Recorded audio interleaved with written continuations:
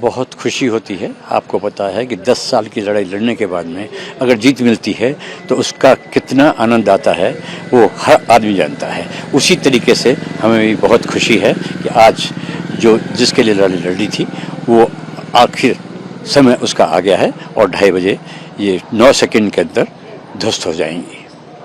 Sir, जिस तरीके से बात की जाए, आपने पिटीशन जब फाइल की तो क्या रीज़न रहे जिनको लेके आपने पिटीशन लगाई? देखिए, हम 2006 में हमने अपना फ्लैट बुक किया था। जब बुकिंग के टाइम में जो हमें ब्रोशर्स दिए थे, जो प्रोमिसेस किए थे, तो जो हम 2010 में यहाँ पर आए, अपना फ्लैट रजिस्ट्री का टेक ओवर किया, तो देखा कि बहुत ही बुरी हालत है। जो प्रॉमिस किए थे उसकी तो 10% भी जो फैसिलिटीज़ नहीं दी जा रही हैं। उसके अलावा जहाँ पर ये ग्रीन, जहाँ ये 2 ट्विन टावर बनाई जा रही हैं अभी, वो ग्रीन एरिया था और बड़ा प्लेग्राउंड था। जो हमने ये फ्लैट्स खरीदे थे, ये सबसे कॉस्टली सोसाइटी थी।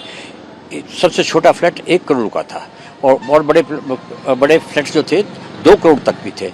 बट जब हमें ये पता चला कि ये यहाँ पर 2 टावर बनाई जा रही हैं, वो भी 40 स्टोरी की बनाई जा रही हैं, तो हम स्टैब्लिश्ड हो गए कि ये तो एक गीता कॉलोनी बन जाएगी। हम रहना दुर्लभ हो जाएगा। हर तरह के आदमी होंगे। जहाँ जो रास्ता है उस पर ऐसी छोटी छोटी सड़क हैं तो उन पर इतना आदमी घूमेगा तो एक दूसरे के ऊपर चढ़ा करेंगे। तो इसलिए हमने ये डिसाइड किया कि इसको रुकवाना चाहिए।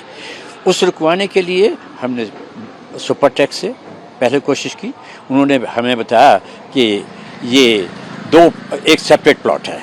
जहाँ आपकी टावर्स बनी हुई हैं वो सेपरेट प्लॉट है और जहाँ ये 2 टावर बनी है वो सेपरेट प्लॉट है और सेपरेट प्रोजेक्ट है, इसलिए आपकी सोसाइटी से कुछ नहीं लेना देना होगा। लेकिन तथ्य इसके बिल्कुल अलग थे।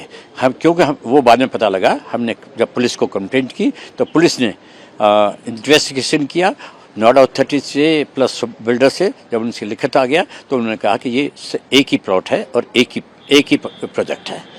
उसके बाद में फिर हमने नोएडा अथॉरिटी से नक्शे मांगे। उन्होंने नोएडा अथॉरिटी ने नक्शे बना कर दिए। बिकॉज दोनों सुपर बिल्डर में और अथॉरिटी में बिल्कुल 100% नेक्सस था। थोड़ा घना भी नेक्सस होता तो शायद हम तोड़ लेते, लेकिन क्योंकि 100% नेक्सस था नीचे से लेकर ऊपर तक, तो इसलिए हम उसको नहीं तोड़ पाए। 1 साल तक जब हम पूरी कोशिश किया तो जब हमें कुछ हाथ नहीं मिला तो हमने डिसाइड किया कि अब हम हाई कोर्ट में जाना चाहिए, तभी हमें कुछ रिलीफ मिलेगा। और 2012 में हम हाई कोर्ट में चले गए। 2012 से 14 वहाँ 2 साल चले। यहाँ से जाते थे, 3rd क्लास में जाया करते थे, 3rd क्लास में आया करते। हम लोग 5, 6, 7 लोग जो थे, एक जो ग्रुप बना लिया था, जो कमिटेड आदमी थे। अल्टीमेटली बाद में 4 रह गए। अदरवाइज जो है पहले 7, 8, 10 आदमी लोग थे जो कि हुए। लेकिन 10 साल 2014 में हमें जीत मिली हाई कोर्ट से और इसको इलीगल डिक्लेयर किया गया, क्योंकि उसके अंदर बाईलॉज के वायलेशंस थे। ये सबसे इम्पोर्टेंट थी। 2 बाईलॉज के, और वो थे 4 बाईलॉज के। नंबर 1, हमसे कंसेंटली, जो हमारे जो रेजिडेंट थे कंसेंटली, जो 2 टावर के बीच में गैप था, जो डिस्टेंस होना चाहिए एज पर बाई लॉज, वो कम से कम 16 फीट होना चाहिए था, जबकि वो 9 मीटर था। तो इसलिए और एक दो थे, उससे उन्होंने कहा कि ये बिल्कुल इलीगल है और इसको डिक्लेयर कर। तो देखा जाए तो आप मानते हैं कि टावर गिरने के बाद जो आपकी प्रॉब्लम्स या जो भी आप लोगों ने फेस किया है वो चीज़ें अब सॉर्ट आउट मारी जाएंगी? प्रॉब्लम्स तो अभी सोसाइटी में बहुत हैं, लेकिन जो मेजर प्रॉब्लम है इसकी वजह से हमारी सोसाइटी के जो रेट्स जो थे फ्लैट्स के, वो बिल्कुल लोवेस्ट थे पूरी एरिया में। जबकि ये प्लॉट सबसे बेस्ट प्लॉट है और इसका लेआउट जो है, हमारे फ्लैट्स का लेआउट बेस्ट लेआउट है।